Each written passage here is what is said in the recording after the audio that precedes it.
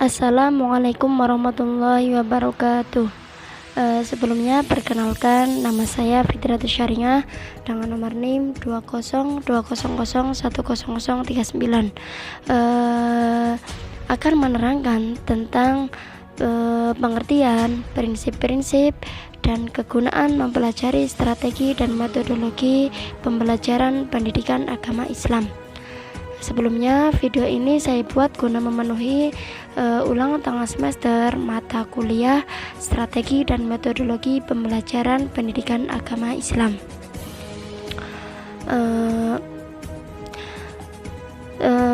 Sebagai calon guru, kita harus bisa menerapkan pembelajaran active learning atau pembelajaran yang aktif agar proses pembelajaran berjalan efektif dan efisien. Pada kenyataannya, di masa sekarang ini masih banyak guru atau tenaga pendidik yang kurang memahami pembelajaran aktif tersebut, sehingga berakibat pada rendahnya prestasi peserta didik. Semua itu bisa disebabkan karena kurang menariknya guru dalam penyampaian materi. Guru cenderung menggunakan satu metode yang monoton atau hanya satu arah saja. Dengan begitu, peserta didik merasa kurang bersemangat dalam proses pembelajaran. Oleh sebab itu, untuk mengatasi hal-hal tersebut pada masa ini, tenaga pendidik dituntut untuk bisa memilih strategi dan metodologi yang tepat bagi peserta didiknya. Karena rendahnya kemampuan siswa untuk aktif dalam pembelajaran akan berakibat pada rendahnya prestasi yang ia peroleh, dan itu menjadi suatu permasalahan. Maka dari itu, untuk mengatasi permasalahan tersebut, kita sebagai calon guru harus bisa mengubah cara pengajarannya, terutama pada strategi dan metode pembelajaran yang kita terapkan. Itu haruslah bersifat menarik dan menyenangkan. Dengan begitu, proses pembelajaran akan berjalan efektif dan efisien, sehingga tujuan daripada pembelajaran tersebut akan tersampaikan dengan sempurna. Namun sebelum itu, saya akan menjelaskan tentang pengertian, prinsip-prinsip, dan kegunaan mempelajari strategi dan metodologi pembelajaran PAI. Pembelajaran merupakan proses belajar mengajar atau proses interaksi pendidik dan peserta didik dengan adanya sumber belajar untuk mencapai tujuan pembelajaran. Apa tujuan pembelajaran? Tujuan pembelajaran itu sendiri ialah untuk memperoleh dan meningkatkan tingkah laku manusia dalam bentuk pengetahuan, keterampilan, sikap positif, dan berbagai kemampuan lainnya. Maka pembelajaran pendidikan agama Islam merupakan suatu proses edukatif antara pendidik dan peserta didik dengan tujuan membantu peserta didik untuk belajar tentang agama Islam beserta hal-hal yang ada di dalamnya. Dan di dalam proses pembelajaran tersebut haruslah terdapat strategi dan metodologi dalam penyampaiannya. Apa pengertian dari strategi itu? Strategi itu merupakan suatu pendekatan secara keseluruhan yang berkenaan dengan pelaksanaan gagasan atau perencanaan dalam suatu aktivitas. Strategi juga bisa diartikan sebagai sebuah usaha untuk memperoleh keberhasilan dalam mencapai tujuan. Jenis-jenis strategi ada 3, yaitu yang pertama, strategi pengorganisasian pembelajaran. Yang kedua, strategi penyampaian pembelajaran. Yang ketiga, yaitu strategi pengelolaan pembelajaran. Selanjutnya, pengertian dari metodologi atau metode pembelajaran ialah bahwasanya metode merupakan upaya untuk mengimplementasikan rencana yang sudah disusun dalam kegiatan nyata agar kegiatan yang sudah tersusun berjalan secara optimal. Macam-macam dari metode pembelajaran yaitu seperti metode ceramah, metode tanya jawab, metode diskusi, dan metode demonstrasi, dan lain sebagainya.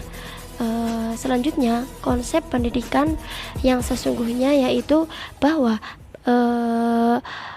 bahwasanya di dalam pendekatan itu terdapat strategi, dan di dalam strategi itu terdapat metode, dan di dalam metode itu terdapat teknik atau cara pembelajaran. Jadi dapat ditarik kesimpulan bahwa pengertian dari strategi dan metodologi pembelajaran pendidikan agama Islam merupakan sebuah pendekatan yang direncanakan oleh pendidik kepada peserta didiknya dengan teknik atau cara tertentu yang paling efektif dan efisien untuk mencapai tujuan pembelajaran agama Islam. Selanjutnya, apa saja prinsip-prinsip dalam pembelajaran?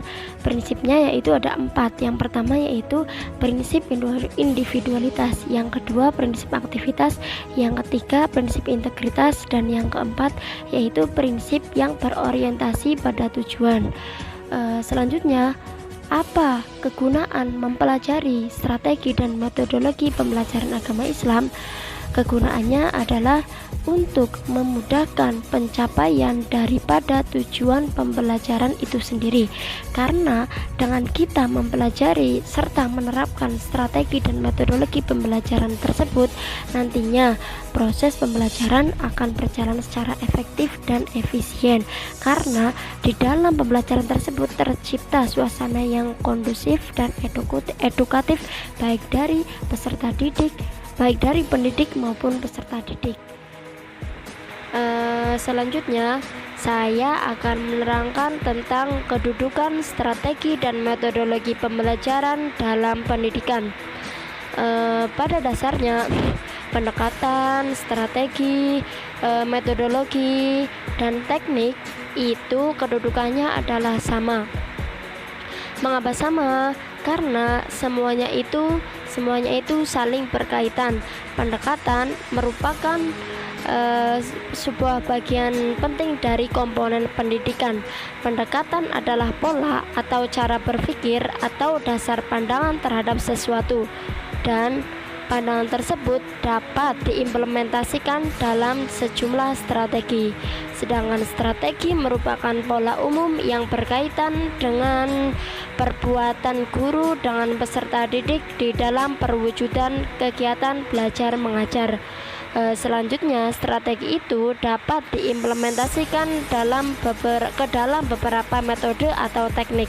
Strategi merujuk pada sebuah perencanaan untuk mencapai sesuatu, sedangkan metode adalah cara yang dapat digunakan untuk melaksanakan strategi tersebut. Dengan demikian, suatu strategi dapat dilaksanakan dengan berbagai metode, dan metode tersebut erat kaitannya dengan teknik, karena teknik itu sendiri diartikan sebagai sebuah cara dalam mengimplementasikan sebuah metode secara spesifik. Antara pendekatan, strategi, metodologi, dan teknik haruslah selaras atau sejalan, karena semua itu saling berkaitan satu sama lain. Apabila semuanya sudah terangkai menjadi satu kesatuan, maka rangkaian tersebut bisa disebut sebagai model pembelajaran. Dengan kata lain, model pembelajaran merupakan bingkai dari penerapan suatu strategi, metode atau metodologi, dan teknik pembelajaran. Itu disebut sebagai model pembelajaran. Saya akan menerangkan tentang strategi dan metodologi pembelajaran dalam kurikulum 2013. Namun sebelum itu, saya akan menerangkan tentang kurikulum. Awal mulanya, kurikulum itu diartikan sebagai sejumlah mata pelajaran yang harus ditempuh oleh siswa atau peserta didik untuk memperoleh ijazah. Namun, setelah sekian lama terjadilah perubahan dalam pengertian kata kurikulum tersebut.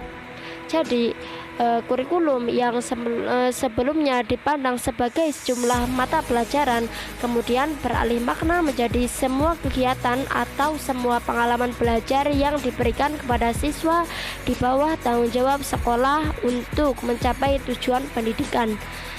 Kurikulum diartikan sebagai sebuah program belajar bagi siswa yang disusun secara sistematik dan diberikan oleh lembaga pendidikan tertentu untuk mencapai tujuan pendidikan. Strategi pelaksanaan kurikulum tidak lain ialah cara bagaimana melaksanakan kurikulum sebagai program belajar agar program tersebut dapat mencapai program pendidikan atau tujuan pendidikan. Nah, di dalam kurikulum 2013 mulai diterapkan kurikulum saintifik yang secara istilah pendidikan saintifik tersebut merupakan pendidikan saintifik merupakan sebuah proses pembelajaran yang dirancang sedemikian rupa agar peserta didik secara aktif mengonstruk konsep, hukum, atau prinsip melalui tahapan-tahapan mengamati tersebut dalam kategori yaitu untuk mengidentifikasi atau menemukan masalah. Selanjutnya mengamati, terus merumuskan masalah atau merumuskan hipotesis, mengumpulkan data dengan berbagai teknik, selanjutnya menganalisis data, menarik kesimpulan, dan merumuskan konsep atau prinsip yang ditemukan. Proses pembelajaran yang mengacu pada pembelajaran saintifik menurut Kementerian Pendidikan dan Kebudayaan melalui 5 langkah, yaitu langkah yang pertama, langkah mengamati. Kegiatan mengamati yaitu kegiatan siswa mengidentifikasi sesuatu. Contoh seperti mengamati gambar, video atau yang lain sebagainya. Karena dengan kegiatan siswa mengamati, siswa dapat mengidentifikasi masalah. Langkah yang kedua yaitu dengan cara menanya, yaitu kegiatan siswa mengungkapkan apa yang ingin diketahuinya. Langkah ketiga yaitu siswa diberi kegiatan untuk mengumpulkan data, yaitu kegiatan siswa sebagai bahan untuk dianalisis dan disimpulkan. Yang keempat yaitu mengasosiasi, yaitu kegiatan siswa mengolah data dalam bentuk serangkaian aktivitas fisik dan pikiran dengan bantuan peralatan tertentu. Yang kelima atau yang terakhir yaitu mengomunikasikan, yaitu kegiatan siswa mendeskripsikan dan menyampaikan hasil temuannya dari kegiatan mengamati, menanya, mengumpulkan, dan mengolah data beserta mengasosiasikannya. Selanjutnya, model pembelajaran yang diutamakan dalam kurikulum 13 yaitu model pembelajaran inquiry atau inquiry based learning, model discovery atau discovery based learning, model pembelajaran berbasis project, dan model pembelajaran berbasis permasalahan.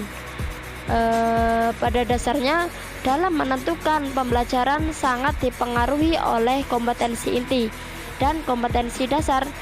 Kompetensi inti yaitu standar kompetensi atau SK yang harus atau wajib dimiliki oleh peserta didik. Sedangkan kompetensi dasar merupakan kemampuan peserta didik untuk mencapai standar kompetensi atau SK. Di dalam kompetensi ini terdapat 4 aspek, yaitu yang pertama mengenai kompetensi inti tentang sikap spiritual atau religi. KI yang kedua yaitu tentang kompetensi inti tentang sikap sosial atau sikap afektif. KI yang ketiga yaitu kompetensi inti tentang pengetahuan. KI keempat, kompetensi inti yang keempat yaitu kompetensi inti tentang skill atau keterampilan. Selanjutnya saya akan menerangkan tentang konsekuensi era 4.0 dalam pembelajaran PAI. Pembelajaran pendidikan agama Islam mengalami perubahan di era industri 4.0 yang mana pada masa tersebut mencirikan masyarakat yang dinamis dalam menggunakan teknologi sebagai manifestasi dari ilmu pengetahuan dan teknologi fabrikasi, robotik, dan digitalisasi. Dalam pendidikan agama Islam, fenomena perubahan industri ini haruslah mampu mengimbangi masyarakatnya. Dalam agama Islam haruslah melakukan revolusi untuk menuntut cara-cara baru dalam penguasaan ilmu pengetahuan dan pembelajaran. Maka konsekuensi dari perubahan industri era 4.0 dalam pembelajaran pendidikan agama Islam ialah untuk mempermudah dan mempercepat pelayanan pendidikan agama Islam Dan dengan begitu siswa diharapkan menjadi lebih termotivasi, lebih berpikir dinamis, kreatif, inovatif, dan pembelajaran menjadi lebih menyenangkan serta didik. Sekian video yang dapat saya buat, semoga bermanfaat bagi diri saya dan bagi yang menontonnya. Akhirul qouli, wassalamualaikum warahmatullahi wabarakatuh.